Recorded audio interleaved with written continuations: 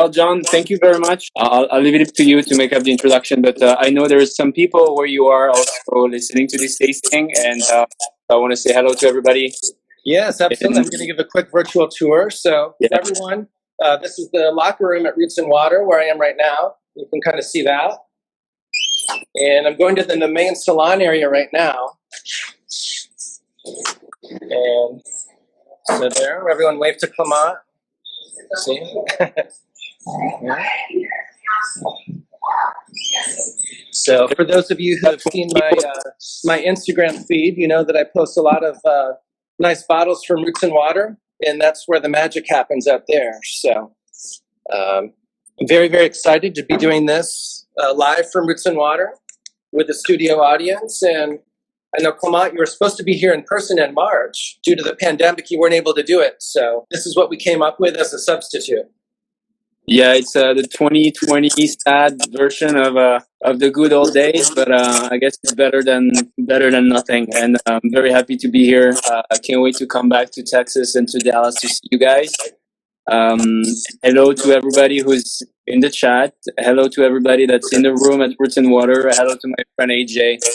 Roots and Water, for those who don't know, is one of the most amazing places, I think, in the US to drink wine. It's an amazing concept.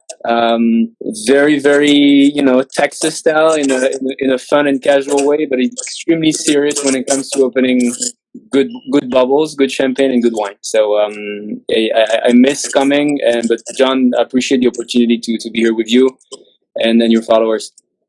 Absolutely. No, thanks so much. And just before we joined, there were actually 2 master somms out there that I was tasting with. So you never know who you'll see when you're here. So it's definitely the place to be when you're in Dallas. So we always have a good time here and drink lots of great wine. And can't wait till you can come back in person again. It's coming soon. Yeah, excellent. Well, thank you so much, everyone, for joining. Whether you're watching it live or on the replay, we're very, very happy to have you with us. We have a great episode tonight. We have Clement, who's the brand ambassador for Billecart Salmon, one of my favorite champagne producers by far. And we're going to be doing a virtual tasting, which will be a very, very nice lineup of the Sous Bois, the 06 Nicolas Francois, and there's the Sous Bois. Sous Bois and Nicolas Francois.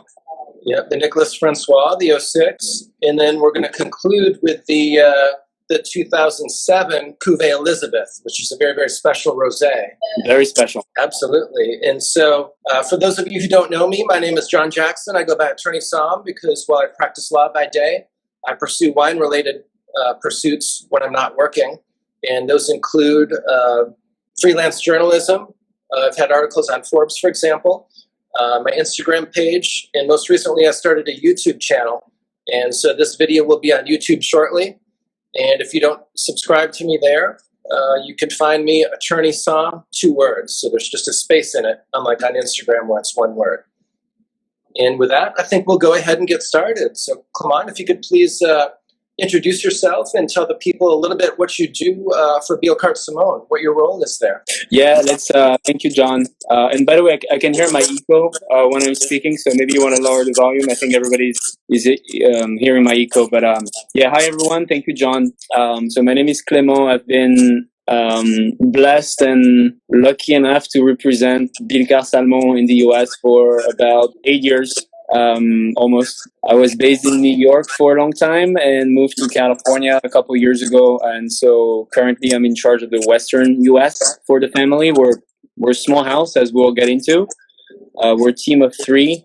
That's it for North America, and we try as much as we can to spread the love. I spend a lot of my time in general traveling and visiting our distributors, customers, and collectors and lovers like you guys in Texas, but not so much this year, sadly. But I'm glad we're doing this. But born in France, as you may have told by my slight French accent. I've been in the US for 7 years. Born in Alsace, grew up in Alsace. Did my business school in the Champagne region. That's how I got a very nice addiction called champagne. I've worked in the champagne industry ever since, and with the Billecart family for 7 years. So I'm gonna get into it, John, and introduce because we have 3 wines to taste, and we only have an hour, so we'll have to be efficient. and I'll try to do that. And I know we have people in Dallas with wine in their glass, very thirsty, so we need to get into it. So yeah, Billecart Salmon, as you can see in our bottles, or it's two names, Billecart Salmon. That's for the simple reason that back in 1818, when we were founded, Mr. Billecart married Madame Salmon, husband and wife, love story, in the small village of Mareuil-sur-Aille, which is right in the middle of Champagne, right next to Epernay. For those of you who have been, it's very centrally located. If we were at war, I'd say it's a very strategic place to be, because we're right at the corner angle of all three sub-regions of the Côte des Blancs south, the Montagne de Reims east, and the Marne Valley west. And we source our vineyards today basically in a 20-mile, 15 miles radius around the house in all three sub-regions, only in Premier Cru and Grand Cru, so that we're lucky enough that this is the most historical vineyard area of Champagne, where you have all the Grand Cru and a lot of Premier Cru. That's where we source from. But back then, in 1818, only a few people had started a sparkling wine business. Champagne today is almost exclusively sparkling wine, but back in 1818, it was still about 95% still wines. And that was only the very beginning of Champagne. And so that's where our old friend Nicolas Francois Billecart, who was a lawyer actually like you, it was a pretty connected, affluent gentleman in the village, and he wanted to showcase sparkling wine from his village, and he had this brilliant and risky idea to start an adventure. And slight problem he encountered is he didn't have vineyards, and that's where he needed his wife, Elisabeth Salmon, whose family was in the wine business, whose brother was a still winemaker. So the three of them, Nicolas Francois Billecart, Elisabeth Salmon, and Louis Salmon, started the adventure. And today, our three prestige cuvées are named after the three founders. And tonight we're tasting two of them. So Cuvée Nicolas and Cuvée Elisabeth, named after them. So that's how it started. I'm sure a lot of you are familiar with many Champagne stories. What's really amazing is today we're one of the last and one of the only houses to still be family owned, and to still be owned by the very same family that started it, in direct line from Nicolas Francois. So today, the house is run by Mathieu Billecart, who is very active also on Instagram. You can follow him. It's MR Billecart. He's the seventh generation directly from the founder, and he took over a couple of years ago from Francois Billecart, who was the sixth generation. So it's always been a Billecart running it. It's family owned, family managed, family run, and that's extremely important in the world of Champagne today, because a lot of the historical estates have sold, resold, have been purchased, and controlling everything from A to Z without pressure from the finance department is extremely valuable. And that's all we care about at Billecart is quality. We have, as any house of Champagne, we have our own style. So our style is focused on gastronomy. We make a wine that's very fresh, very elegant, very balanced, that has a lot of finesse. We're not looking for yeast. We're not looking for toast. We're not looking for too much. We're not looking for oxidation. We don't like sugar. We're looking, on the other hand, for brightness, for freshness, for acidity. And we do everything we can. We have 11 different cuvées, 11 different wines. We have one wine that's very famous, that's this wine here, which is our Brut Rosé. That's our flagship wine, and a lot of people associate the house with this rosé, but we're making 11 cuvées, and we're tasting three very interesting wines from the house that I think a lot of people don't know tonight, and I'm glad that you picked this lineup, John. I'm quite excited. No, same here. In fact, I think I told you even before this, that when I visited the property in 2013 and had a tasting, that one of my favorite wines, and one of the ones that I actually bought to take home with me, was the Sous Bois. And that was when it was very, very new. I don't think it had been around for so long back then. And it's been my favorite ever since it came out. It's just really, really unique and distinctive, pretty special. Yeah, it's a wine that is gaining in popularity, even though not many people know it, but it's a unique style, and we'll get into that. And I just want to, if you don't mind, John, I'll just give a few points on vinification and what makes the Billecart style and how it applies to the Sous Bois specifically, because we look for this freshness, because we look for this precision, we look for this elegance. Since the 1950s, we've been pioneers, and we're still among the very few in Champagne to do everything cold. So we're obsessed with the temperature, and we try to do everything as low as possible. The implication is that it's going to take much longer, so it's a slower process, but we're able to retain the freshness, to be very gentle to the fruit. A good comparison is comparing that to the cuisine and cooking. When you do a slow roast or a slow cooking, or like a slow Texas barbecue. Sorry, I had to tell that one. That one's slow, as they say, right? Yeah, so you're able to retain fruit and freshness, and we do this across the board to the very extreme. So we're at 55 degrees. We're obsessed with the quality of the fruit as well. That's why we only touch premier cru and grand cru. We only use the first press. In Champagne, you can use first and second press. We sell the second press. And by doing that, we have expression, we have fruit, we have aromas, we have a very balanced wine. And so that's how we do our rosé. That's how we do our brut reserve. It's made in stainless steel tanks, and we're known for stainless steel tanks. We were among the very first, also back then, to move from barrel to cement and then into stainless steel tanks. So that's really the signature of Billecart Salmon, is this cold fermentation. The fruit, the elegance, the thin bubbles also. Something I want to take on, John, is we're a small house, in the spectrum of champagne. We produce between 1.5 and 2 million bottles a year. Champagne as a region is about 300 million. To give you a rule of thumb, the largest producer are in between, 20, 30 and plus million bottles. So we're in between, the grower champagnes. We can make anywhere from, 10,000 to 300, 400,000 bottles, and the Grand Marque and the big brands. We're in a very sweet spot in production, which allows us we have the ability to buy grapes, but we also have the ability to sell wine and sell still wine. So we're extremely selective with our grapes, and we get to sell what we don't use, and we actually have more than we need. We operate almost on 300 hectares. So we own about 100. We manage another 100 directly. So we control over 2/3 directly with our people and our team. And then the last third is purchase. But what I mean is we vinify, because we're small, we work everything in small vats, and we're going to vinify every single plot separately, parcel by parcel. If you take the example of a larger house, they're going to take many different vineyards, put them in a big tank, and start the fermentation.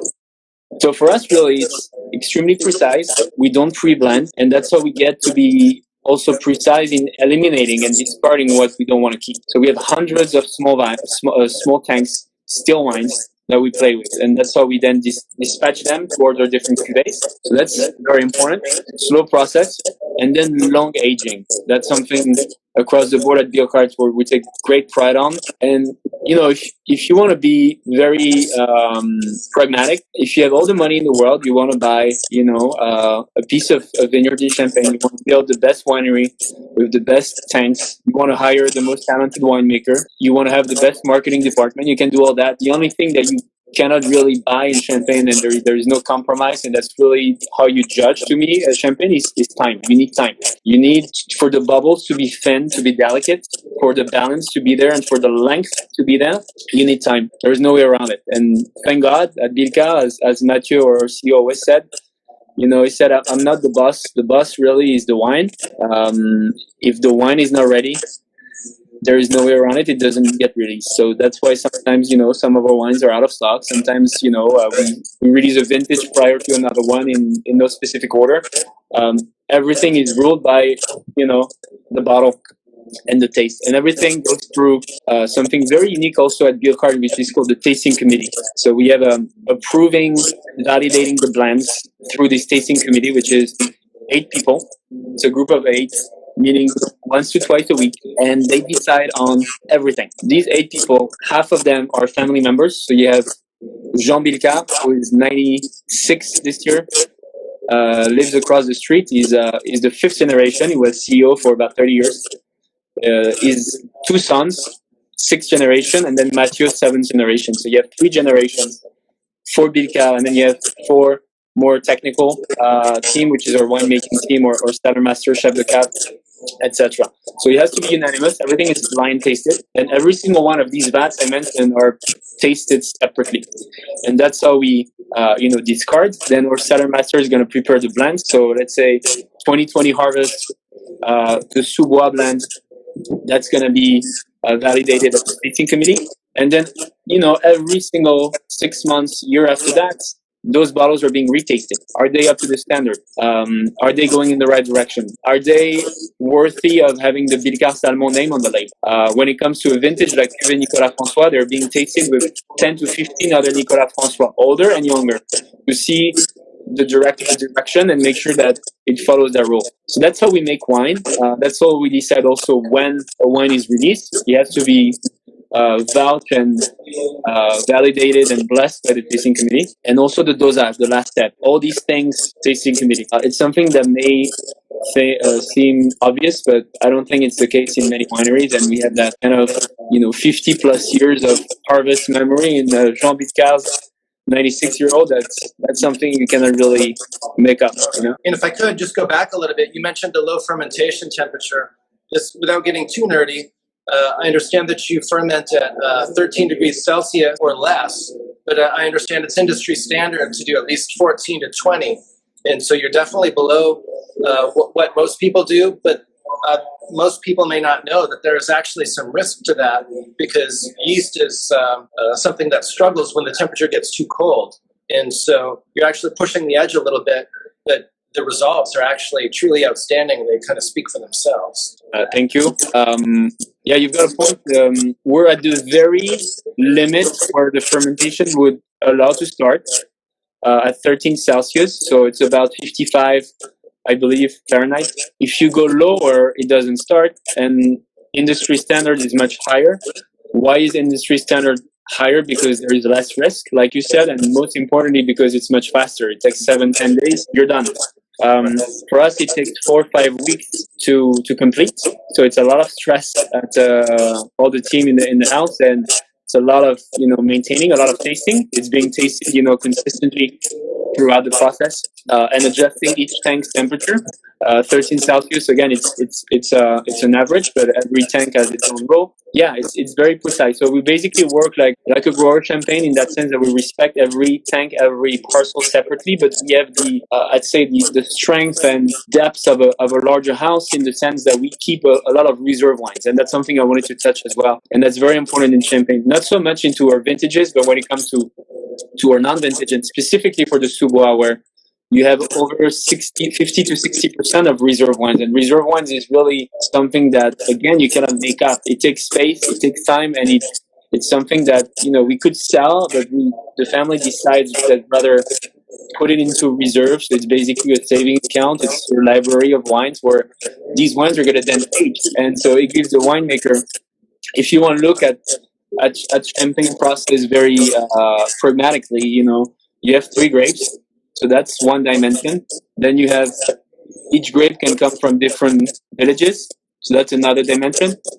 Each village has different parcels. That's another dimension. So for us, we respect all that. But another dimension, again, is a grape from a village, from a parcel, but from a different harvest. And that's what the reserve ones are. So they're ones that are going to age, they're going to change, they're going to evolve, and they're going to gain more depth, more precision, more spice one way, more texture another way.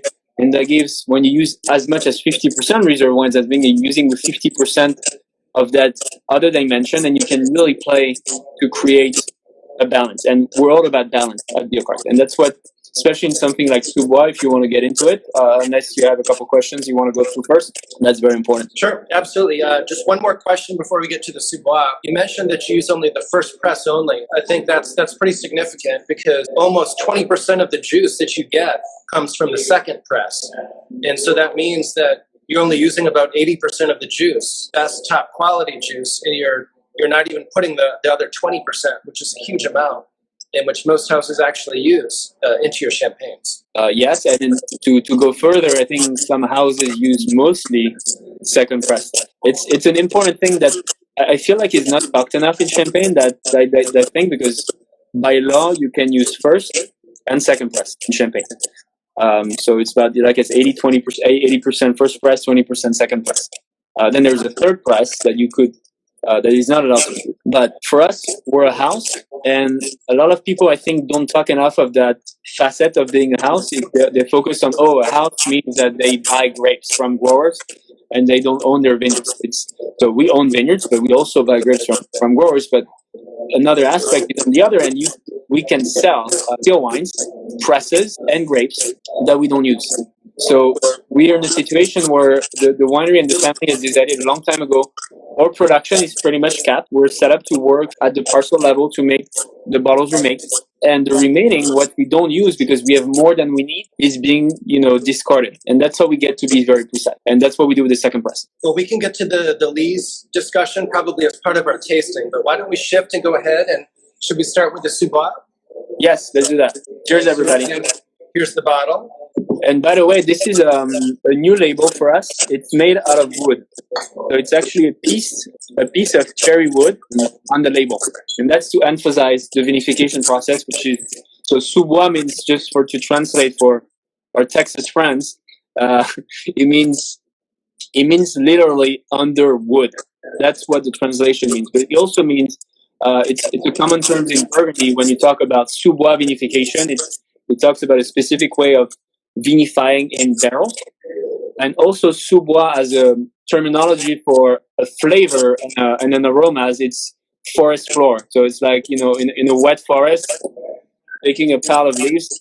Not something that happens a lot in Texas, but this very mushroomy and umami, earthy aromas. Because this wine goes really well with those flavors as well. Think truffle, think mushroom, chanterelles, morels, great with Sous Bois. And in contrast, the alternative would be to do the vinification probably in stainless steel for the most part. And it actually does make a big difference. And you can actually tell it on the palate and on the nose. And there's a pretty big difference. I tasted ahead a little bit. And even the texture, I think it gives a lot of texture to the wine that differs from the later two wines.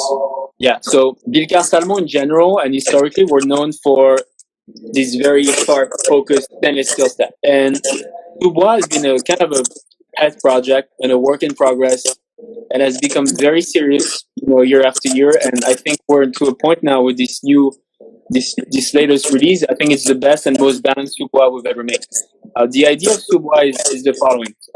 We want to take everything we discussed so far, as far as the Billecart style, so the cold fermentation, the freshness, the fruit, the precision, the acidity, but in a whole new environment, which is barrels. And barrels, you have a lot of houses in Champagne who are known for that and excels in that. Think Krug, think Bollinger, think Delmark, among others. And for us, we're trying to make a wine that respects all of our specificity, respect our style, but in a new environment. And when you say barrel, you imply oxidation, you imply tannins, and these are things that are not typical of the Billecart style. So it's been a work in progress to how to manage that and how to incorporate that in our style. And so what we do is we take that again to the extreme, super cold fermentation in barrels. Each barrel is temperature controlled. We use obviously old barrels. It's not new barrels.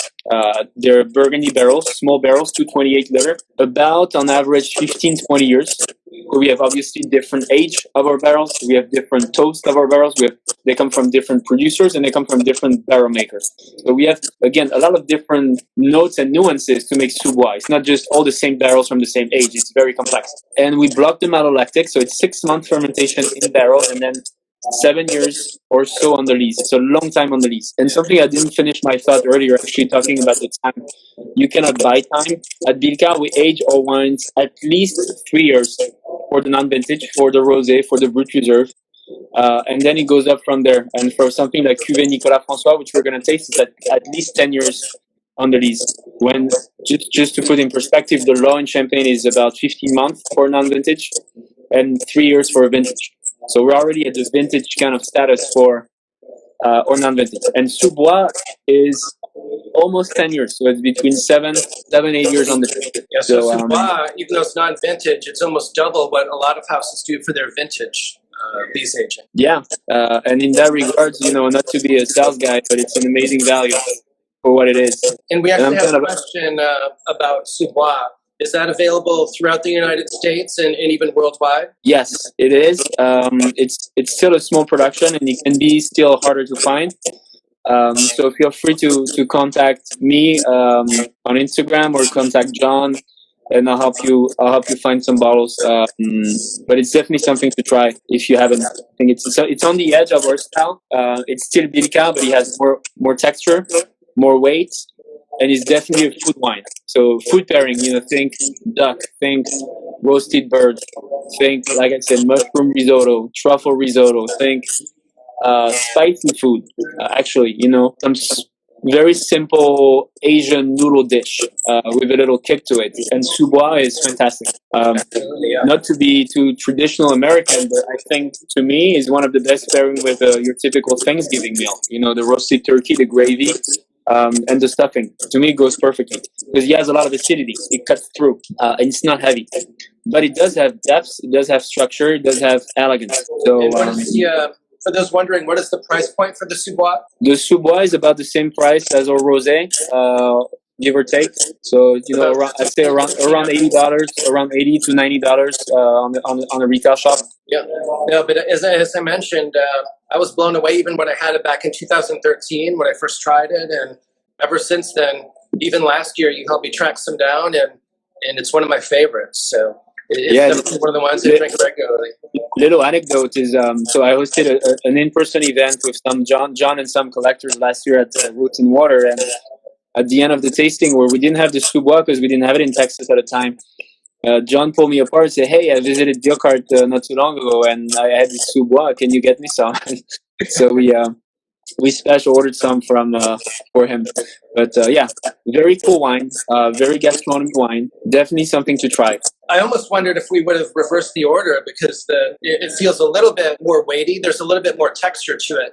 And then the next two we're trying are so ethereal and light, but it seemed like we would go up from the non-vintage to the vintage. So I thought we'd go that way. But we could have gone either way. You're right. It's always a fine line, and sometimes I do the other way. But it does have more weight for sure. But the other two wines, in terms of finesse and precision and depth, because there's older wines and vintages, I like to have them after. But we could do either way. You're right. And before we move on, I think it's equal part Pinot Noir, Chardonnay, and Meunier. Is that right? Yes, sorry. So the Sous Bois is 1/3 of each grape. We use mainly old vines for this wine. So Pinot Noir, Pinot Meunier, Chardonnay, 1/3, 1/3, 1/3. 6-month fermentation in the barrel at a low temperature. And then we rack it back to stainless steel. We blend it, 1/3 of each. And then it goes into the cellar on the lease for 6 to 7 years. And then something I didn't mention, thanks for putting me back on track, John. There is a lot of reserve wines in this bottle. So it's a non-vintage. It's based on 2010 vintage, so it's almost 10 years old. But there is 50% of reserve wine. So there are wines from 08, one from 06, one from 02, and more importantly, we have a couple barrels that we keep at Billecart for the reserve wines for the Sous Bois, and they're a Solera system. So that means they're barrels that now have 20 years, and every year, every harvest, we take a little bit out of it and we replace it with the new harvest, meaning that we have over 20 different harvests in those tanks. So they change every year and evolve, but at the same time, they age. So it's a living tank in a way, and that gives very specific notes to the Sous Bois, and that's about 1/3 of the reserve wines in there. Very cool. But anyway, that's a good point, because a lot of just gravitate immediately towards the vintage wines, but in many cases, the non-vintage wines contain lots of reserved wines and can be very complex almost immediately after you purchase them. Where to get that same level of complexity on a vintage wine, you may have to let it age in the bottle for a while longer. Yeah, and keep in mind though, just to nuance what I said, the Sous Bois is really a gastronomy champagne. So it's not something I would necessarily, drink on a hot day by itself. I would rather go with a rosé or a blanc de blanc. But it's something that it's complex.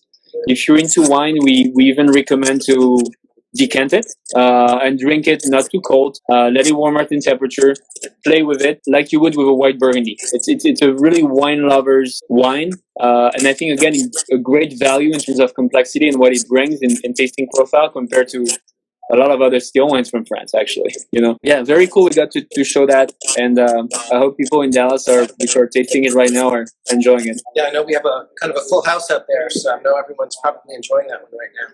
Well, should we shift gears and then go to the Nicolas Francois, one of the founder wines? Let's do it. So this is the 2006 vintage. Yeah. So right now, actually, in the market in the US, you can find both the O2 and the O6. You can have both. And the reason for that is they're very different vintages. And O2 is a vintage that I had some today, actually, and it had been a while.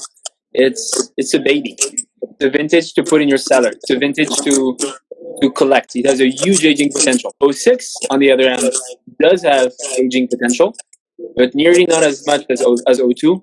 And most importantly, is drinking amazing now. It's a wine that's super open. It's now 13 years old, 14 years old, so it's a young teenager. It's still a lot. It's still a lot of age, for comparison. And just to emphasize what I said earlier, a lot of our competitors in those prestige cuvee category have released 2012, have released 2010.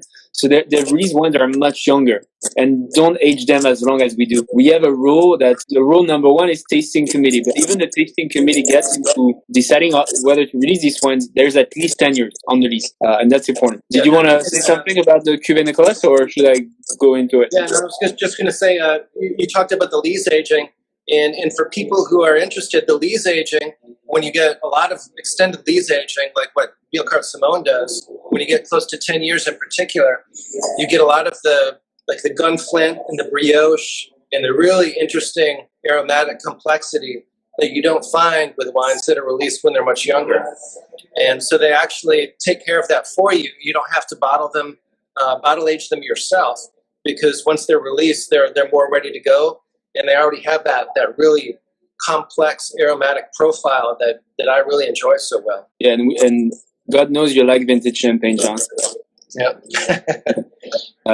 So Cuvée Nicolas Francois, it's for anybody who is into champagne and enjoys Billecart Salmon. It's something that I would highly encourage you to put your hands on and try at some point, because it's really the most, I'd say, classic flagship tête de cuvée from Billecart. This blend has existed since the beginning of the house, since inception. It never varies. So all of our other cuvées, we don't really have a rule and a recipe. There is no recipe. We always say that. So even though, the Sous Bois is 1/3 of each, that's kind of the rule of thumb, but it changes, and it's never the same vineyards, it's never the same tanks. It's all, again, tasting committee. Well, let's go ahead and shift gears then, and we'll go to the Cuvée Elisabeth. Yes. Here's the bottle. And this is the 2007 vintage Cuvée Elisabeth, which I understand is 50% Chardonnay, 50% Pinot Noir. You know everything, John. Yeah, I'd do my homework. Well, Cuvée Elisabeth is very, very special. It's something that's quite hard to find, very small production. It's kind of a wine connoisseurs and especially a champagne rosé lover secret. Because, like I said earlier, Billecart Salmon were known for this bottle, which is the Brut Rosé. And that's, I'd say one of the most well-known and iconic rosé, because it was one of the oldest rosé ever made also. And because it's been made since the 1950s, and it's arguably one of the lightest and most delicate rosé. It's very clean, very, very crisp. But we make a vintage rosé, which is not made every year, which was started in 1988, and which was named after, Elisabeth Salmon, the founder of the house. And it's a quite special bottle of wine. It's rosé, made the same way as our non-vintage rosé. So what we're known for at Billecart, we don't do a saignée method. We don't do a skin contact maceration. We do a blend.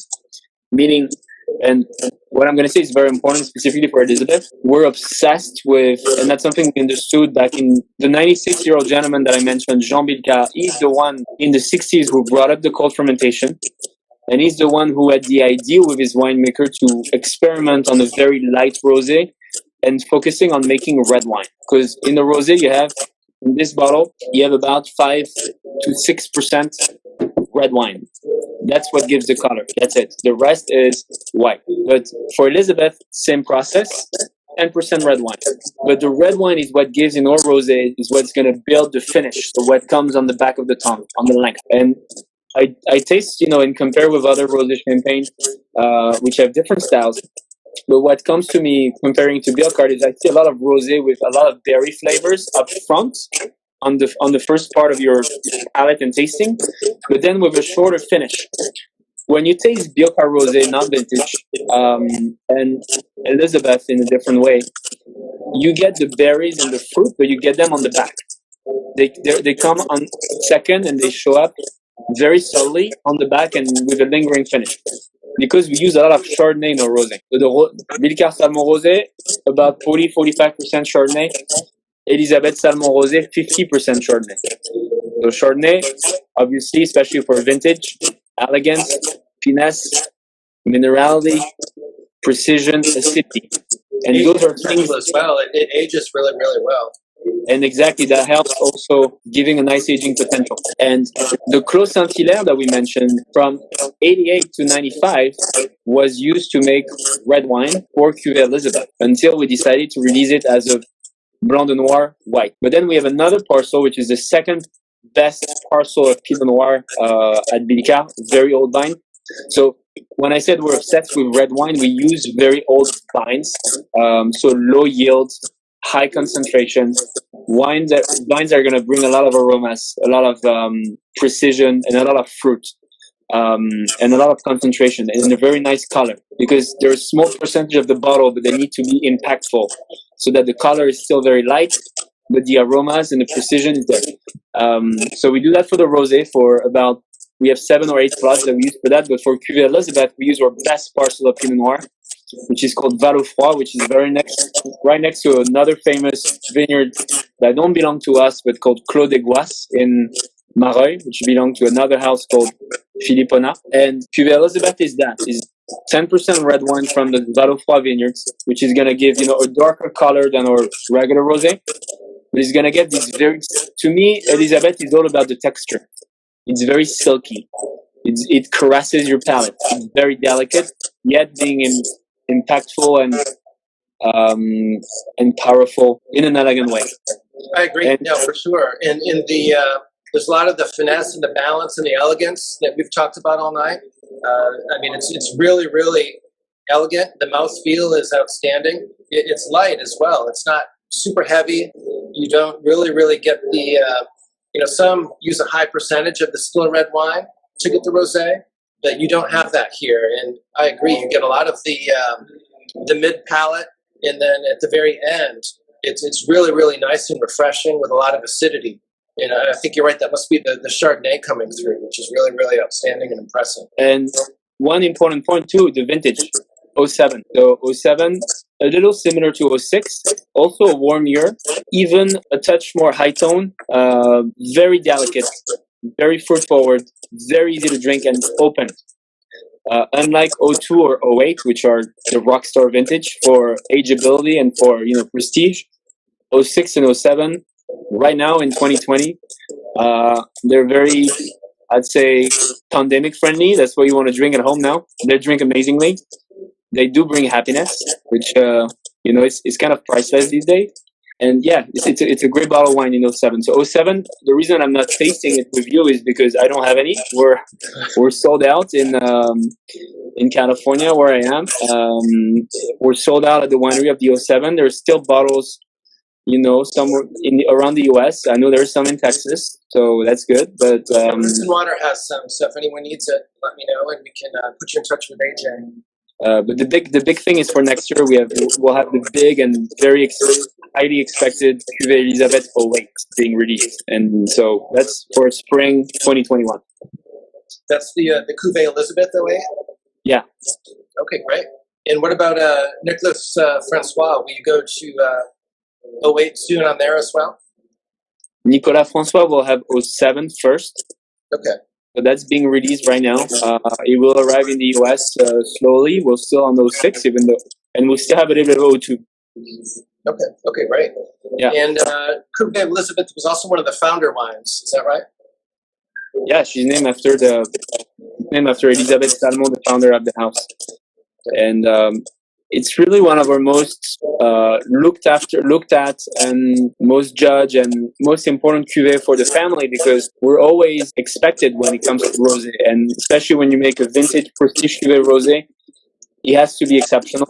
And Elisabeth Salmon is really one of the jewels at Billecart, and we use our very, very top parcels, reserve wines also for the blend of dosage. There is a little bit of barrels as well. It's something quite special, and it's good to talk about it, but it's better to taste it. Yeah.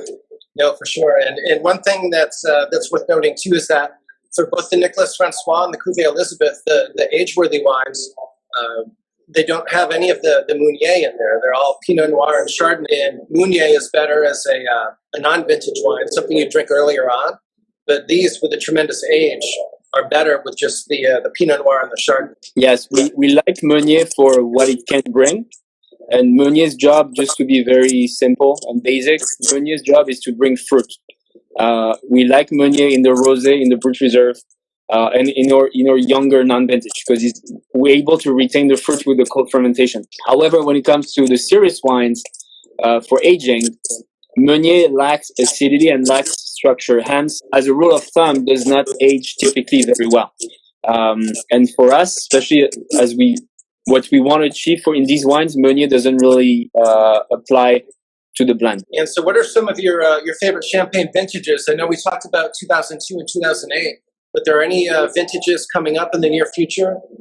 More recent vintages we should keep an eye out for? Well, it's hard to say. I don't know when it comes to Billecart. I'm not in the tasting committee, so I don't know what the answer is. What I can tell you is that 2012 is a vintage to look for sure. It's one of the top in terms of potential vintage. 02, 08, 2012. These are the three stars. 2015 is looking quite good, and then we had 18 and 19. From what I understood, were pretty amazing year, and 2020 being such a weird year. And having the heat wave in the summer and having one of the earliest harvests ever in Champagne, from what I understand, has a lot of potential. So that would be a nice 18, 19, 20 harvest that are looking pretty good. But again, we're talking about 20 years from now or 15 years from now. Now we can still drink some 02. Yeah, and in fact, I actually had a bottle of 08 vintage here, so I went ahead and opened that, and I'll be sharing that with some of the people in the salon after I leave here. Maybe you could say a couple words about the 08 vintage. I know there's still some on the shelves, but it's pretty much out. Is that right? But people can still get it? Yeah, we're sold out at the winery. We're releasing 09, but 08 is... We're one of the last house to release our 2008. 2008 being, like I said, one of the top classic vintages in the last 20 years. That's our first level vintage. It's very approachable in price and in style. It's in a beautiful space. It has aging potential for another 10, 15 years. But I think it's in a great spot. It's an extra brut, so there is no sugar. There's 2 grams. It's a different style, a little more nervy, a little more punchy, high acid. But yeah, apparently we're running out of time. So, that's right. But yeah, any Billecart, please try. If you have question, feel free to send me a message. Yeah, there's been some questions about if it's available in certain geographic locations, but people can contact you or me, and I'll put them in touch with you if they need to source anything. But the champagnes are all outstanding, all 11 different releases. I enjoy from top to bottom, all world class, such elegance and finesse, and really, really impressive. Thank you so much for joining us and talking about them, and it's been a pleasure. It's a lot coming from you, John. We know you have a very distinct palate, so thanks for the kind words. Thanks everybody in the house at Root and Water. Thanks to my dear friend AJ. You're the best, and I miss you dearly. Thanks to my local importer and distributor, Pioneer, Mexcore, and thank you, John. And thanks everybody who was on the chat. It's good to see you. Drink champagne. As far as we know, it's COVID-proof. It brings happiness. It brings smiles. It brings, the good mood. So let's keep at it for the holidays. Absolutely. Thank you so much, and we'll see you soon. Hopefully in person next time. I hope so. Cheers, John. Thank you so much. Bye, everybody.